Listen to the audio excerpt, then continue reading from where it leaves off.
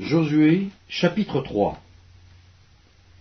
Josué s'étant levé de bon matin, partit de Sittim avec tous les enfants d'Israël.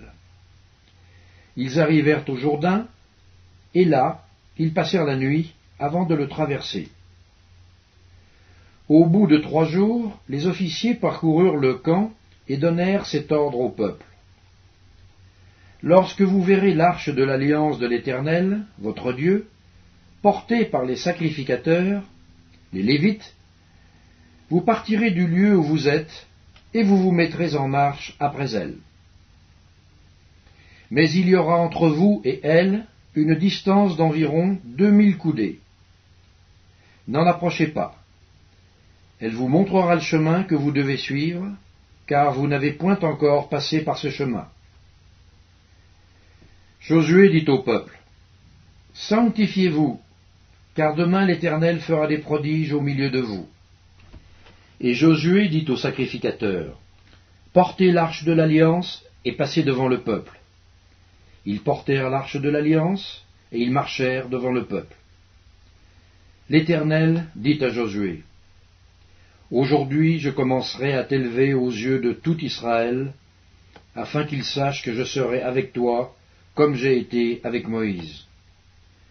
Tu donneras cet ordre aux sacrificateurs qui portent l'arche de l'alliance. Lorsque vous arriverez au bord des eaux du Jourdain, vous vous arrêterez dans le Jourdain. »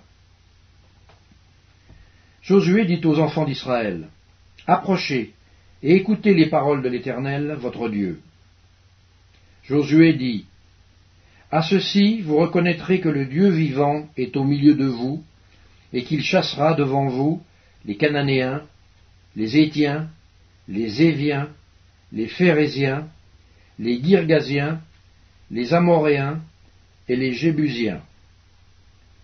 Voici, l'arche de l'alliance du Seigneur de toute la terre va passer devant vous dans le Jourdain.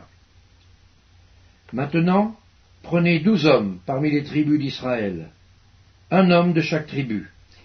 Et dès que les sacrificateurs qui portent l'arche de l'Éternel, le Seigneur de toute la terre, poseront la plante des pieds dans les eaux du Jourdain, les eaux du Jourdain seront coupées, les eaux qui descendent d'en haut, et elles s'arrêteront en un monceau. » Le peuple sortit de ses tentes pour passer le Jourdain, et les sacrificateurs qui portaient l'arche de l'Alliance marchèrent devant le peuple.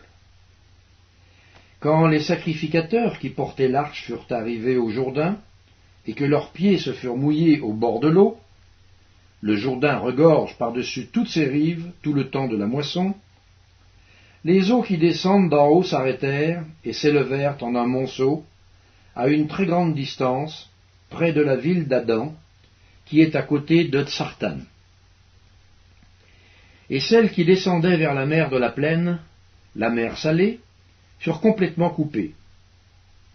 Le peuple passa vis-à-vis de Jéricho.